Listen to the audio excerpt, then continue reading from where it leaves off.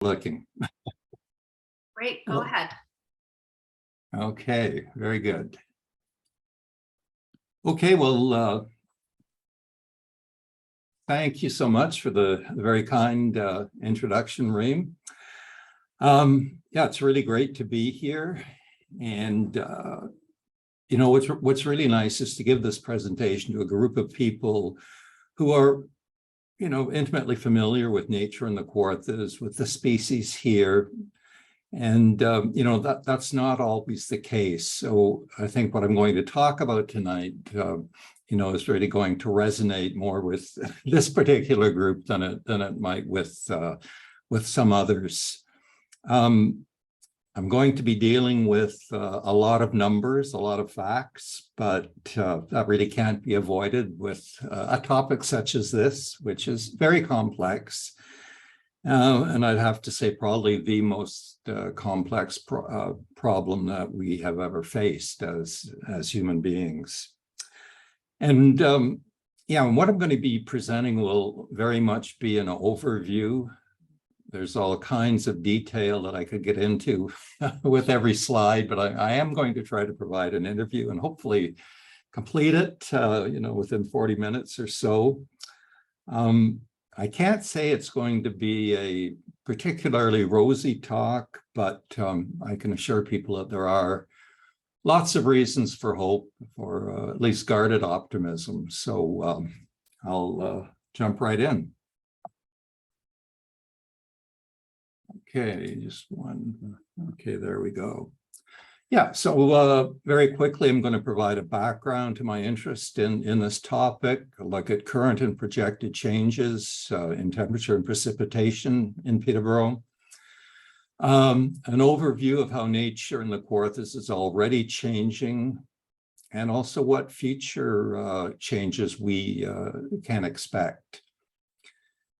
And I'll mention briefly why all of this matters so much, what we can do, reasons for optimism, and some takeaway messages as well. One thing I want to emphasize is, despite you know, some negative trends that I will be talking about, you know, I think it's just really important to remember that nature in the Kawarthas is amazing. You know, we have some of the highest biodiversity in the province. There's still all kinds of wonderful experiences to be had. So, you know, I just think it's important to keep that in mind.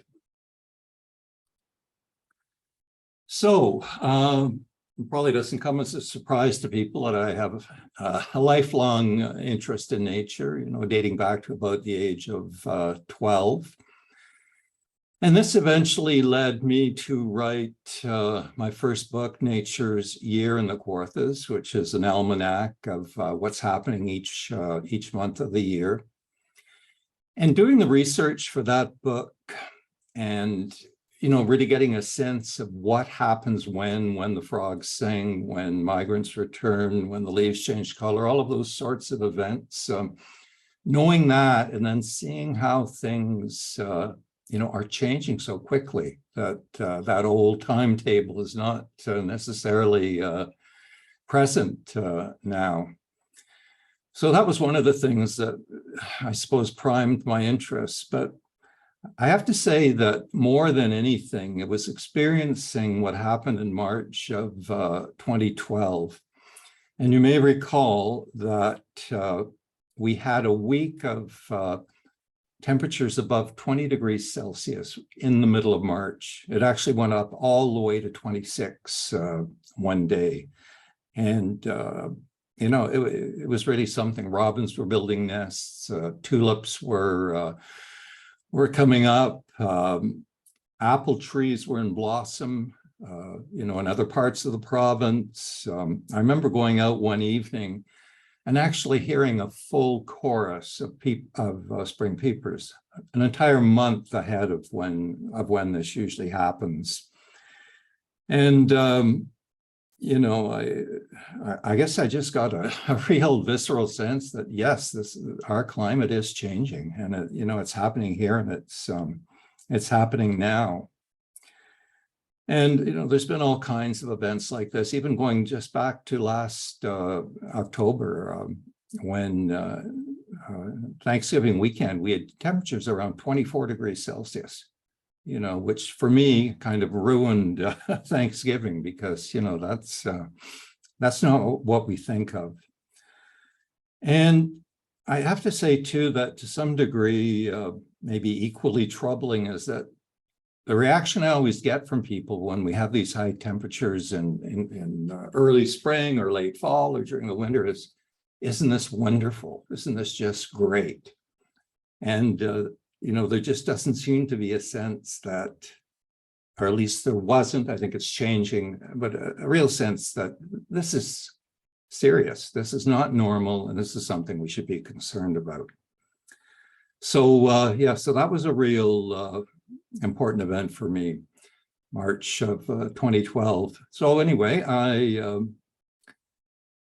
starting at about that time, I began to keep a local temperature archive of what the temperature was each month, and as compared to the long-term normal, and seeing the data, seeing how much warmer the average month is now.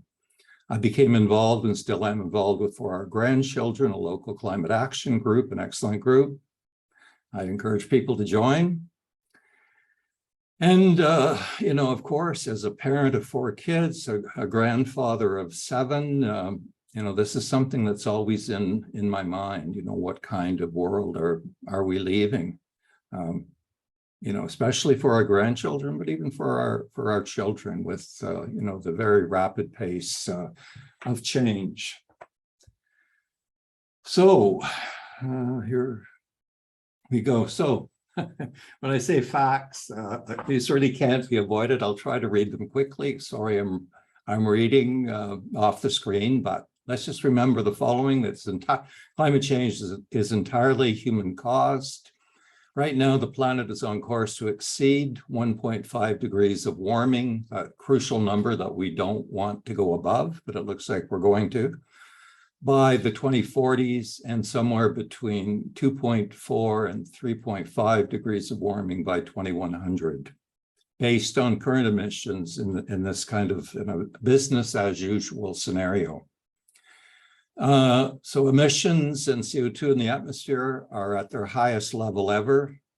Just this past week, it hit 416.54 parts per million, compared to a pre-industrial level of 280 parts per million. This is a little in the lower right-hand corner there. That's a little graphic that you can get for your website. It comes as a widget. It updates automatically.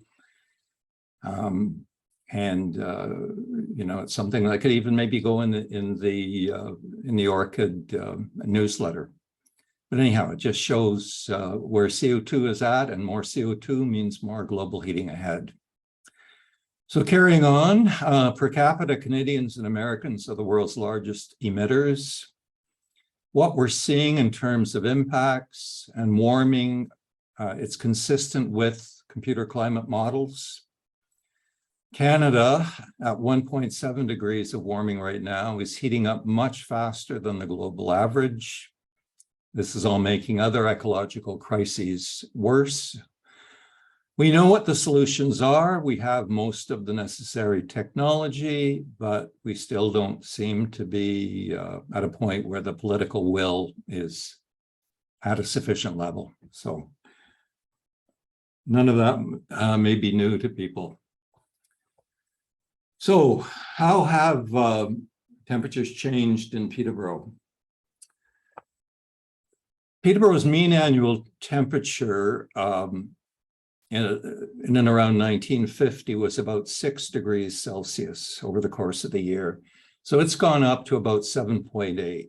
So we've increased, like the rest of Canada, by that amount, the average Canadian amount.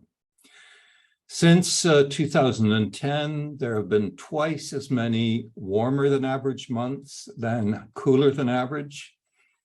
And if you just take a look at the table there, you can see just how many of the months over 2021 to April 2022 were warmer than average. And when you look at the warmer months, they're much warmer than the cooler months are cooler. So there's a lot more warmer months, about a 2-to-1 average. And they're significantly outside of the norm. We're seeing a big increase in days above 30 degrees Celsius. Later frost. Last year, we didn't have frost until the end of October, whereas, it usually happens in the end of September. And it's important too to keep in mind that even as the climate warms, extreme cold, like the cold we had this past winter, is still possible, which makes everything more complicated, makes it more of a challenge to communicate to people. People confuse weather and climate. So just another example of why this is a complex issue. Here's some really interesting data. This may have appeared in the Orchid, I believe. But what you're looking at here is the day of the year on which the ice went out on Chemong Lake. So it goes all the way back to the late 1870s and right up to 2020. And this data was kept and is still being kept by the Bridge North Pharmacy. I don't know the full story, but this is pretty impressive to have this kind of data. So what it's showing is that the ice is going out nearly 2 weeks earlier. So essentially going out in early April instead of the end of April as it used to. In the 1880s, it would go out on about the 110th day of the year, the 60s, the 105th, into the 2010s, the 95th. So that's pretty conclusive evidence that things are warming up. And it's the same thing in the fall too, with freeze up happening on average about 2 weeks later, late December instead of early January. So more numbers. These are some climate change projections done by an organization called Ecological for the city of Peterborough in 2020. And these projections are based on sort of a business as usual greenhouse gas emission scenario. So working from a baseline, I think wasn't from 1950, it was maybe between 1980 and 2005, a baseline of 6.5 degrees Celsius. We can expect an increase to an annual mean temperature of 8.6 by the 2030s and 10.8 by the 2060s. So 10.8, an annual mean temperature of 10.8 is essentially what Pittsburgh, Pennsylvania experiences now. Days above 30, they're going to increase from the baseline of 10 to 27 in the 2030s to 52 in the 2060s. And already in 2020, I believe, we had about 29 days above 30, and 2018 too was like something like 24. The greatest warming is going to be in the winter. We're going to see a big increase in the growing season up to 168 days. Not a big change in precipitation. It seems to be an expectation of wetter winters and springs, slightly drier summers, but especially more days with heavy precipitation, and Peterborough's known those. And winters will see more rain than snow and more precarious ice conditions. So the takeaway here is mid-century, it could be like living in Pittsburgh today. So more extreme weather events in the Kawarthas. The windstorms we've been seeing, especially what happened in May, 100-year floods in 2002 and 2004. I guess the floods never got the memo that that's not a 100-year difference. Droughts, soaring summer temperatures, more freezing rain events, and more. I think it's, really necessary just to cast our minds back to what happened in May and then again in June too, because there was a follow-up windstorm in June. But it really is the worst storm that really just about anybody in Peterborough has ever experienced, and just huge damage to city parks, to the cemetery, to Camp Kawartha, where 460 trees came down. Islands on Stony Lake, the White Pines just got decimated there. And so many Kawartha Land Trust properties too, just, were really heavily hit. And it is a financial toll on people, but it's also a huge emotional toll. So many people have lost beautiful, iconic trees. These trees are now just memories. And, I think it's just a really good example of what psychologists are calling ecological grief, which is essentially mourning for the landscape, for the land, for the trees, for animals. And this is a part of climate change, and it's something that's not told enough. So anyhow, that is, I think Reem is going to mention something along that line at the end.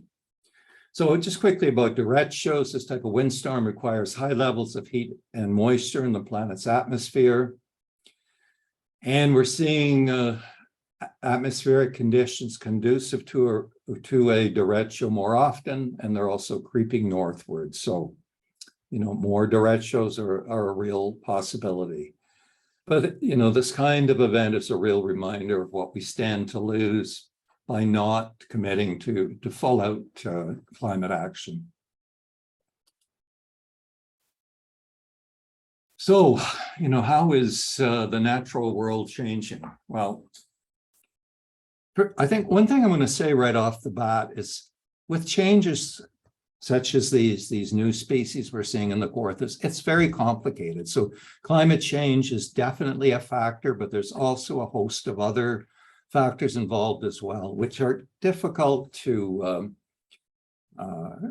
separate all of these different factors. I think it's very useful to think of climate change as an intensifier, something that intensifies a lot of other things that are going on. So, I'm sure many of you here tonight are familiar with the arrival of the giant swallowtail butterfly. That's happened really within about the last 15 years. Canada's biggest dragonfly, I'll get it right, butterfly. Red-bellied woodpeckers are now quite common in the Kawarthas. Blue-gray gnatcatchers are becoming established, like on Mervyn Line at the airport. Big increase in Virginia opossum sightings. People contact me all the time about opossums. And, some really interesting research done by Jeff Bowman at Trent. And I think Jeff may have spoken to the club about this, but he's been tracking a number of different mammals, and he's been able to document the spread into our area, the northern spread of southern flying squirrels, which is a different species from our northern flying squirrel. And they're hybridizing with the northern flying squirrel. So a lot of the flying squirrels we're seeing now are hybrids. Lynx are retreating northward in central Ontario, and they are little by little being replaced by bobcats. And I have at least one pretty believable bobcat sighting, one in Omimi that I received last year. White-footed mice, which is actually the principal source or the principal carrier of the Lyme disease bacteria, they're also spreading north and to some degree displacing deer mice. And at the same time, some of our resident species are retreating northward. Canada jay is a good example. These birds used to be regular in the petroglyphs on the Kawartha Nordic ski trails and in the Apsley area, maybe just going back 15 years or so. They came up, we got them every year on the petroglyph bird count, but now they've essentially disappeared. We don't see them. And a big part of the explanation seems to be around warmer falls, because these jays have to hide food, they cache food in summer and fall to feed to their chicks in the winter. And with warmer falls, this food is spoiling and impacting their nesting success. Some more research from Trent by Dennis Murray, especially around moose. And he believes that that moose will disappear from central Ontario, sometime this century. That we will not, let's say, in the Peterborough context, no longer have moose in northern Peterborough County. And there's a bunch of reasons: winter tick infestations, which is a parasite that weakens moose. A lot more white-tailed deer. They carry brainworm. Brainworm will actually kill moose. But as much as anything, they're just not adapted to warmer temperatures, warmer summers and falls, and probably, rainier winters. And Dr. Murray said, no snowshoe hare is probably another mammal that is going to disappear from the Kawarthas. So, on average, we're seeing a lot of events like those spring peepers I talked about, a lot of events happening earlier in the spring and later in the fall, on average, because we've had some cold springs lately, which that too can probably be explained by through climate change. But anyway, that's a whole other story.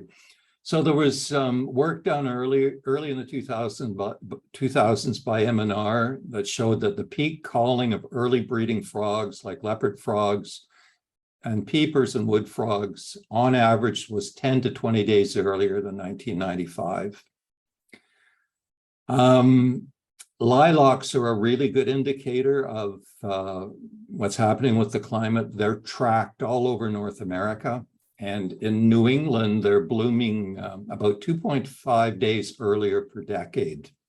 And they've certainly been blooming earlier here as well, on average, let's say early May instead of mid-May. We're often seeing an earlier return of short distance migrants like red-winged blackbirds. Some years they've arrived back at the end of February instead of March. And if migrants come back too early, there's always concern over a potential mismatch between when the birds arrive and nest and when food resources are at their peak. Concern that, let's say, caterpillar populations will have already peaked by the time that, let's say, neotropical migrants arrive back. And they're seeing some of this in Europe already. As for the fall, there's definitely a trend towards warmer falls and later frosts. One study showed that peak color now in New England is about a week later than it used to be. The trees are changing color later. And what also seems to be happening is that the warmer temperatures appear to be dulling the colors, especially the reds.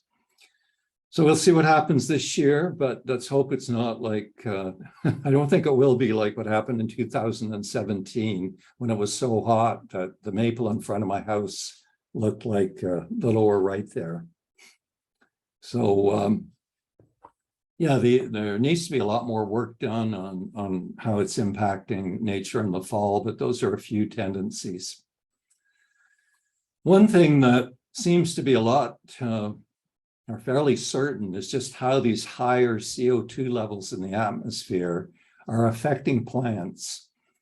And also the longer growing season affecting plants as well. So basically what's happening is that pollen levels are increasing, as is the length of the pollen in the allergy season. Grass, for example, is blooming earlier, and the grass bloom is lasting longer, same with ragweed. So both poison ivy and ragweed appear to be thriving in large measure because of the higher CO2. I think that what's important here is that not all plants respond to CO2 in the same way. Some plants are neutral in terms of the response, but others sort of go into overdrive, and that seems to be the case with ragweed and poison ivy. Ragweed pollen is more than doubled in many parts of Canada, The ragweed growing season is longer. It's up by 25 days in Winnipeg, and I know it's up in Toronto, but I couldn't get a figure. So we're seeing also seeing bigger poison ivy plants with more of the oil that causes the rash. And there's also some research that's showing that the higher CO2 seems to favor the growth and spread of invasive plants, more so than native plants. So this may be part of the reason why things like Phragmites and dog strangling vine are spreading, so quickly. But once again, it's complicated. Carrying on with the, the good news here. I think a fairly well-known story is what's happening with black-legged ticks. And this is the tick that potentially can carry Lyme disease, carry the bacteria that causes Lyme disease. So they have now spread north into the Kawarthas.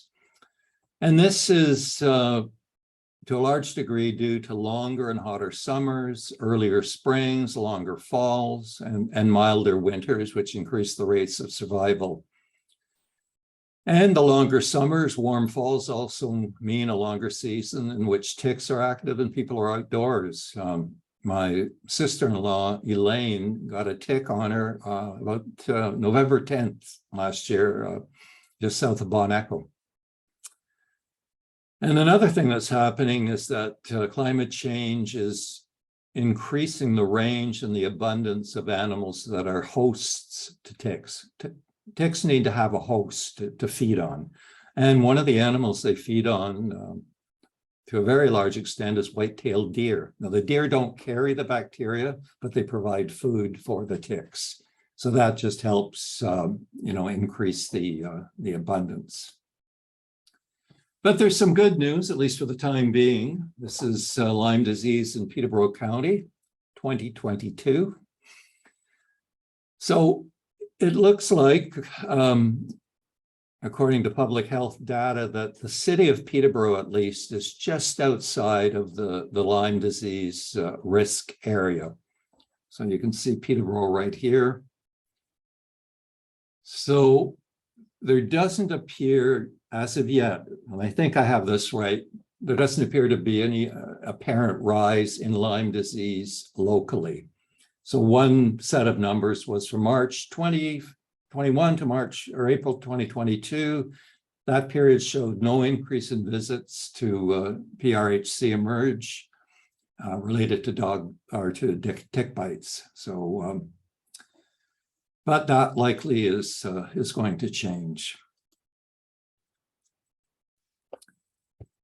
So another thing that's going on, another complex issue, is this decline in insects. And, once again, it's not totally understood, but probably linked to pesticide use, to intensive agriculture, and quite possibly to a warming climate.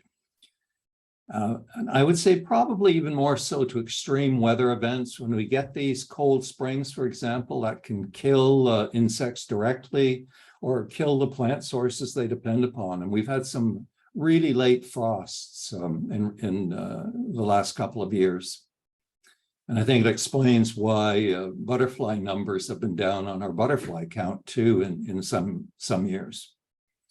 But a decline in insects, especially in some of the flying beetles, for example, and moths, that sort of thing, already seems to be impacting aerial foragers like swallows, and probably explains to some degree at least why species like barn swallows have just plummeted in number.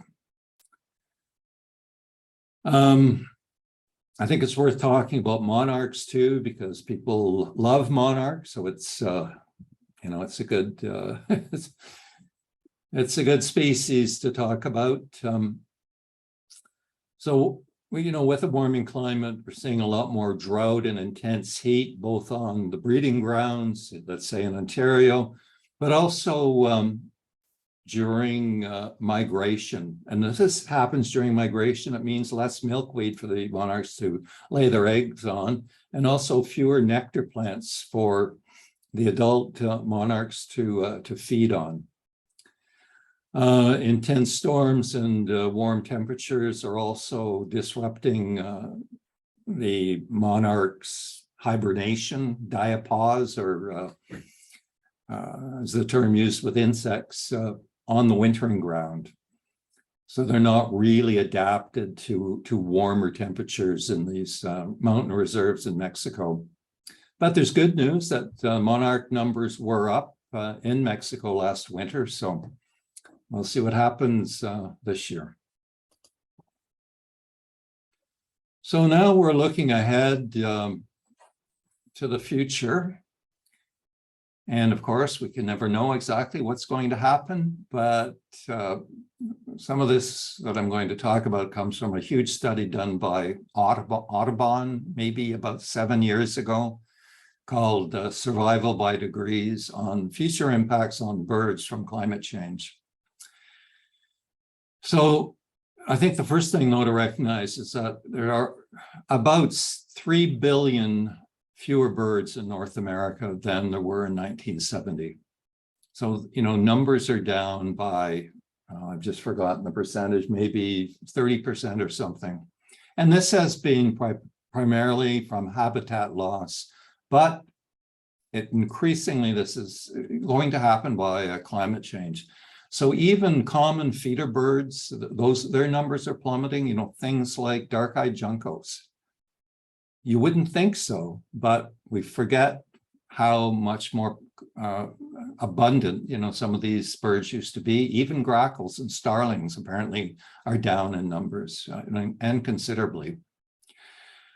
But if we see warming of 1.5 degrees Celsius, which is probably inevitable, some of the iconic species in the Kawarthas are really going to struggle to breed here. So that includes things like the common loon, the white-throated sparrow, the yellow-bellied sapsucker, the black-throated green warbler. The warming is changing the ecosystems, making them no longer suitable for these birds.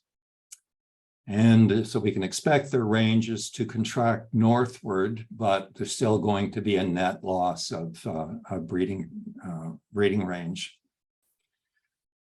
So you can actually go to the Audubon site and you can put in a location and you can put in a warming scenario or a degree of warming, and you can see for anywhere in North America how that area is going to be impacted. And there's also going to be impacts on migrants too. The migrants that just pass through the Kawarthas, like blackpoll warblers and palm warblers that are blackpolls coming through right now, because they nest in the boreal forest, and the boreal forest is facing, a lot of challenges. So looking to forests, wetlands, and lakes, it's hard to just keep going slide after slide of negative news, but I really think it's important that we know what's happening. I don't think we've really met that critical number of people who really know what's going on. So we have to kind of brace ourselves and, know the facts. So that's my apology. Looking at forests, extreme weather events like intense heat, drought, ice storms, windstorms, insect pests, emerald ash borer, and other invasive species, are a huge challenge. Already we're seeing this incredible die-off of ash, and there's a bunch of other trees that are not in the best of shape, and the damage done, of course, by the derecho. But the concern is that by mid-century, we won't have the temperature or the precipitation regime, or basically the kind of climate for the forests we have right now. So things like sugar maples may eventually disappear, or at least not regenerate. And a similar situation with wetlands. They're really vulnerable to droughts and even to floods, and vulnerable to invasive species, We have to remember that they store vast amounts of carbon, and are so important when we have intense rain events because they act like sponges. So these are really critical habitats. Looking at the lakes, with these warmer winters, it means later freeze up, earlier ice out, warmer water, greater evaporation, lower water levels, bringing about algal blooms, proliferation of all kinds of aquatic plants, like European milfoil. And of course, changes in the food web and biodiversity. So we think the ice conditions are going to be much more variable, probably more dangerous. We're going to probably see an increase in invasive species. We already have a new kid on the block, the starry stonewort in Stony Lake. And probably somewhat of a decline in cold and cool water fish like trout and walleye. Bass will probably do fine, sunfish, perch, those sorts of warm water fish, but it'll be more of a struggle for the walleye and trout. So I thought I'd throw this slide in, which is about some of the gardening challenges, because I know a lot of you are gardeners. I'm a gardener, and I think we all know that things are getting a lot more unpredictable in the garden, as much in the spring as any time of year. Some years we're seeing this really rapid transition, let's say an unseasonably warm weather in spring, followed by a frost. The dormancy to leaf out period is often shorter. And then a cold snap comes along and really does a number on the flowers and or at least the blossoms on the trees and whatnot. So that's how we ended up losing 85% of the apple crop in Ontario in 2012. So we have to deal with intense summer heat, frequent droughts, makes watering more of an issue. Intense rains causing problems with stormwater management, and of course, higher frequency of intense windstorms. So as much as I think it's more important than ever to garden and to provide habitat for insects and birds, it is coming with more challenges. But I'm certainly an avid gardener and try to provide as much habitat for insects and for birds that I can on the property. So if I have to change species, plant new things, so be it. But we're not certainly going to give up gardening. So, I mean, maybe this slide is not really necessary. Why does this matter? But I'll read it anyhow. So it's, of course, it's not just about nature. These changes that we're seeing are the canary in the coal mine of the much bigger threat coming our way, which is climate chaos, like what we saw last year in BC, what we saw this spring in Ontario.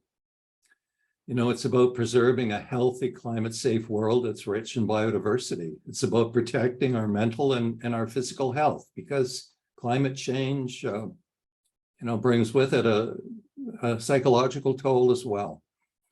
And by containing climate change, we help safeguard the ecosystem services we depend upon: food, water, pollination, flood control, erosion control, habitat, carbon storage, tourism. All of these things come courtesy of our native ecosystems. And also a sense of place, beauty, inspiration, recreation, and even identity to some extent. I think all those cottagers on Stony Lake, their identity to some degree is tied up in those beautiful cottages they have. And that losing the white pines like so many did is tough, So loss of iconic species too. But despite everything climate scientists are telling us, a sense of urgency is still lacking. I like this, I like this one on the left here. Our extended forecast includes global warming and the catastrophic end of the human race. But for the weekend, it's looking like sunny skies, mild temperatures, and a general apathy toward environmental concerns. The reason I like that one is because the weather reports always make everything look so wonderful. And very rarely, although they're getting better, they're getting much better than they were, very rarely mention climate change or how, for example, how much warmer a given month is compared to the normal. But, you know, they are coming around. So, you know, obviously the question comes up, what can you do? Well, what seems to work for me is, you know, taking action, trying to be a climate communicator. And then this is sort of the way that I can cultivate hope by taking action. And I also remind myself too that we don't know how the future will play out. Maybe we'll be surprised in a really great way. But when it comes to specific actions, this first one's a kind of a tough one, surprisingly. But all the research shows that the number one action you can take is to talk about it. Like you talked about COVID, and we talked, you know, never-ending talks about COVID. We all became amateur epidemiologists. Well, I think we have to be amateur climatologists too. Not really. We don't really need to know the facts in detail. But talking about it with friends, family, you know, within your club, within clubs like the PFN, organizations that you might belong to, let's say a reading club, trying to connect to people emotionally, you know, talking about feelings, how this might be affecting hopes and dreams, but also talking about the solutions. And also, you know, the importance of spending time in nature.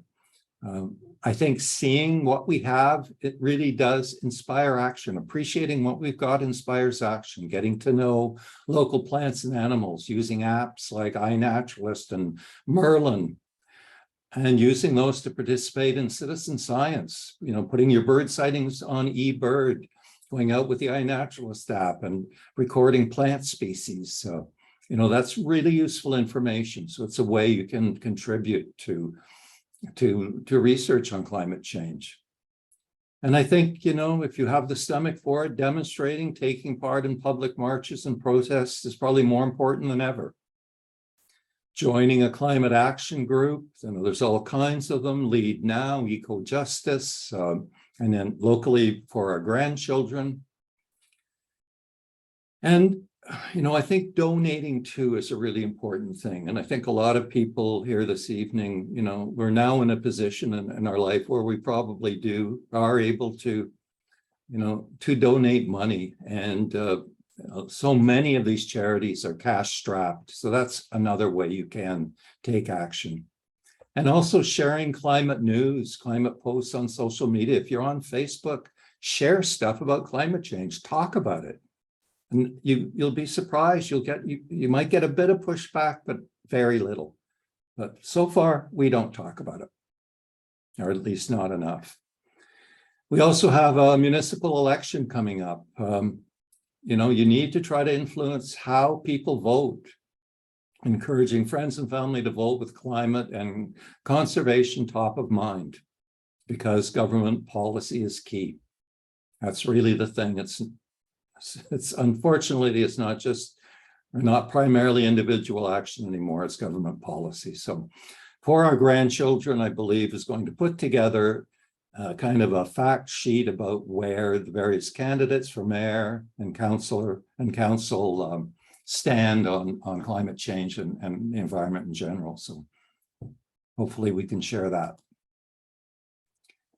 Just very quickly, I just thought I'd just throw this in. This is about charitable giving. I was surprised. Climate change, protecting the environment is the #3 cause that people are donating to. So that's really encouraging. #1 cause for Generation Z, but it's #3 for baby boomers, of which many of us here tonight are. But for some reason, it's funny, Generation X, 40 to 57 years of age, it doesn't seem to be as much of a cause as you would think it would be.